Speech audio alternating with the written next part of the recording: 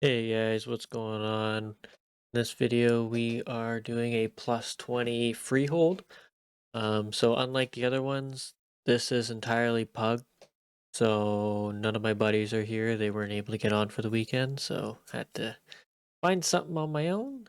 But anyways, I'm gonna go through the affixes and the mobs, and we're also doing this at 1.5 times speed like the other ones to make it less long. So to start off with, we got Fortified, and then we got Incorporeal, and then we got Sanguine. So Fortified makes the mobs deal more damage and have more health. Incorporeal are these apparitions that appear that you have to control to prevent them from casting, and if they cast, you do 50% less damage and 50% less healing. So hard CC works, and then it can't be broken afterwards. And then we got Sanguine, which drops the puddle, deals damage to you, and heals the enemies. But on to the mobs, we got the Enforcers. These are a big part of the whole dungeon. They do a brutal backhand, which is a frontal cone that you will have to watch out for. And then they do the Shattered Bellow. Shattering Bellow can interrupt you, and it also deals massive AoE damage, as you saw. And I believe if you do get interrupted, you do take extra damage, so be careful not to cast during that. But on to the first boss. This is a real check if it were tyrannical. He's a real pain in the butt. This first part, he just shoots randomly. As you can see, he shot me twice in a row, and I almost died. It's pretty quick. Then he does a charge, which you got to get out of the way. And then once he reaches, I think it was like 70%, he goes into phase 2 where he drops off his mount. Basically, now he's going to drop the poison puddles, bird will, and then the bird will charge across the arena. Then he's also going to do like a shotgun powder like that. And that hits everybody in the frontal area. So you just got to watch positioning, careful where the bird is. Other than that, he's pretty simple. Just a bit of damage, or well, quite a bit of damage going during this boss. So you just got to be careful and watch your health. But the shotgun is totally random, so you cannot predict it. So just be ready for it. And we go into the bridge where it's just a singular enforcer here. This guy, you can either decide to pull it into another pack to the right, or you can go across the bridge. Going straight across and just killing this guy real fast. It's a bit easier. But since we have a priest, we could just mind soothe and skip the pack after the bridge. Really, depending on your group comp. But yeah, this group went fairly well, except towards the end where the tank had a bit of trouble, but that was about it. But onto this pack, the duelist will charge forward. You can just CC him. If you get hit by the charge, you'll get stunned. And then there is the sea guy. I don't know what he's called. Anyways, he does that sea sprout, which puts the swirls on the ground and knocks you up. That does considerable amount of damage. As you saw, I got hit by it earlier. Basically, in anything higher than a 20, I believe it's just a straight one shot. But also, you can see the purple guy in the back there, he's casting. So Priest can actually mind control it with Dominate Mind, and he will cast it at a reduced effectiveness at the enemy mobs that you have aggroed. So it'll make them deal 5% less damage and take 5% less healing. So it's actually pretty big if your Priest can mind control them. And then you got these rat lords. I call them rat lords, I guess. Vermin Trapper. That's his name. Don't know why my names aren't appearing, but they aren't. Anyways, he's gonna throw traps on the ground. Try not to get hit by them or get stuck in them, I guess. They do a significant amount of damage. If you have like a freedom or something, you can just walk through them all and it won't do anything. But if you're stuck in the route, you take considerable amount of damage and it'll be pretty tough for your healer to keep you alive. And then you got this one mob that everybody hates who casts Slippery Suds. Now, it doesn't sound like it does anything, but every time you jump, you get stunned for 2 seconds. Absolute nightmare if you like jumping. So if you're a demon hunter, good luck. You can stun the effect, but that's about it.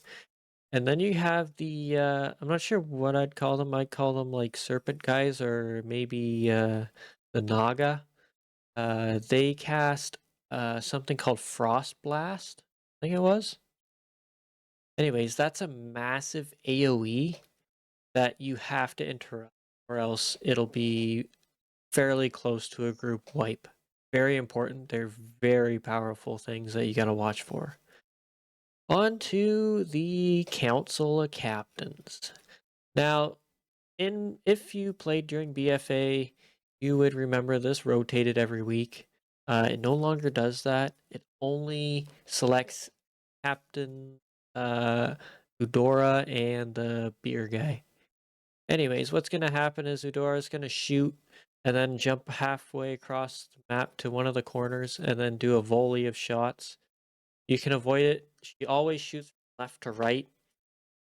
So make sure you're running either to the right. You can jump through it. Could survive one hit, but it's best to just get out of the way fast. So use a dash or something. And then the beer guy is going to do a blackout barrel, which targets one unit. Not one unit, sorry. Party member. You either have to kill the barrel on the party member or use some sort of freedom. So your Tiger Lust from Monk or your Paladin's Freedom will free the target. Makes it a bit easier. Now you'll notice that we pulled onto the extra mob or onto the boss here, and the reason why is because this guy really doesn't do a heck of a lot, and throughout the entire fight the bartender throws beers. One gives you crit and haste and one damages you or the enemies. So if it's a green swirly, you don't want to stand in it, you want to pull the mobs into it. If it's a blue kind of circle swirl, that's the one you want to stand in. Only for that boss though, don't stand in blue swirlies at all. Other than that. So yeah. Then we're coming up to Shark Man. I don't remember his name. Anyways, this ring is pretty simple to deal with. The first thing that's going to come out is Lightning, who is a pig. Very difficult to deal with. You have to catch him. So you run around the map catching him. And after you, I guess, catch him 3 times, he will then summon the Tortolan guy. But onto these giants, they're not fairly difficult. They do the ground smash and a boulder throw. Basically, it's just get out of the way. Ground shatter, you just move out. Boulder toss is a swirl aimed at a target, so you just gotta move out of the way. As you see, one of those went off, but you can just hex it, poly, frost trap, leap, hibernate. They're vulnerable to every single CC possible. So if you have anything you can take, just grab it and be ready to use it. Better than relying on other people to do it, to be honest. But on to Ludwig von Tortolan. He's just gonna throw shells out, shell bounce there. They just go, then they bounce on the edge of the arena, and then they come back, and if you get hit, you get knocked back. So be very careful. If you step out of the arena at all, which is typically the slats of wood there, you will be, well, I guess, I don't know how to say it, but they throw crap at you, and I believe it blinds you. Now, it only works during combat with either Tortolan or the boss, so just be very careful about where you're positioning and stuff, because it will one-shot you. It does a significant amount of damage. I haven't seen it hit in a while, but I know when I do this at like a 21 or 22, it generally one-shots the target. So be very careful. On to Trothak. This guy is probably one of the bigger pain in the butts. Randomly gonna backhand you, which is gonna put a bleed on you or any of the melee. He's gonna throw sharks out, and the spectators throw piles of blood. Now, the piles of blood interact with the sharks and the boss. If the boss or the shark stands over top or runs into the blood pool, they get slowed significantly. The sharks stop for like a couple seconds, but the boss also gets slowed. So the boss doesn't really matter if he's in it. It's the sharks that you want to be careful of. So you want to kite them into the blood pools. So yeah, that's it for the boss. He's fairly simple. It's just a lot of moving. And then he does his Sharknado, obviously. So just watch out for that. And then onto more trash. So we jump over this stuff. A lot of these mobs, some of them have a fixate called Blind Rage you want to be careful of. You just want to stun it or interrupt somehow. So generally an AoE stun or fear or something like that works out. But then we get to here where the casters, the storm callers, they do a thunder squall. You have to interrupt that. It is very important. If that does not get interrupted, it will wipe the group in ticks, maybe even one, depending on what's going on. So be very careful about that. Other than that, there isn't much else to worry about other than the sea guy doing his sea eruption or sea spout. Then we come up to the officer. This is where the tank died a couple times. I'm not sure what happened. He just got absolutely blasted, I guess. Or maybe it's the next part. But the officer puts, or does, I guess, a tank buster and puts a 75% heal reduction on the tank. Your healer just has to make sure he dispels it. If your tank is a warrior, he can spell reflect it, so just keep that in mind. If you're running with friends and they don't know about that, you can tell them. But yeah, here the tank dies a couple times. I'm not sure what happened. I don't know if he didn't get healed or he just forgot to use some defensives. But it's very rough to wipe when you're doing a skip type like this. Because you only got so much room to run away. So you have to be very careful. As you can see, me and the priest are waiting for the giant to kind of walk away a bit. But you can see, I think the druid falls down again. I really don't know what was happening to him. So it's kind of odd that he was falling over. I don't know if it was the mastiffs. They do a crippling bite, but from my experience, it doesn't hit all that hard. As you can see, we're just trying to kite and be careful about what we do. But yeah, I don't know why he was having such difficulties.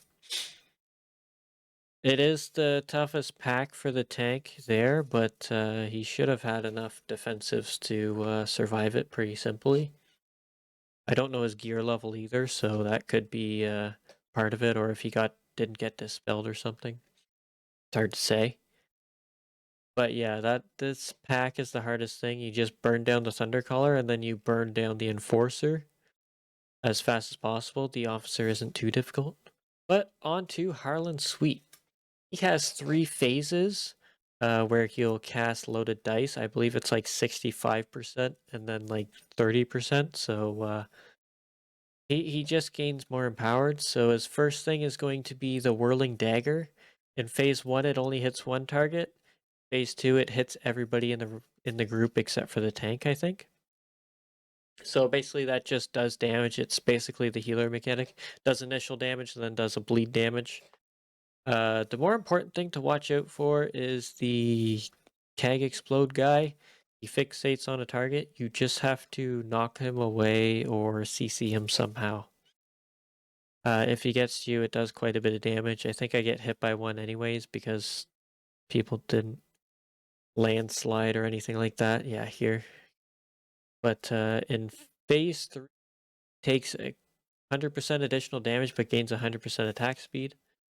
And then all while this is happening, these cannon barrages, you can move quite slow. You don't have to go super fast. So don't go running right across the map with all your movement speed. Just take it slow. As you can see, I'm slowly sidestepping. You have a lot of time, but yeah. that's it for Freehold. I hope you enjoyed. Thank you very much for watching, and I'll see you in the next one. Later.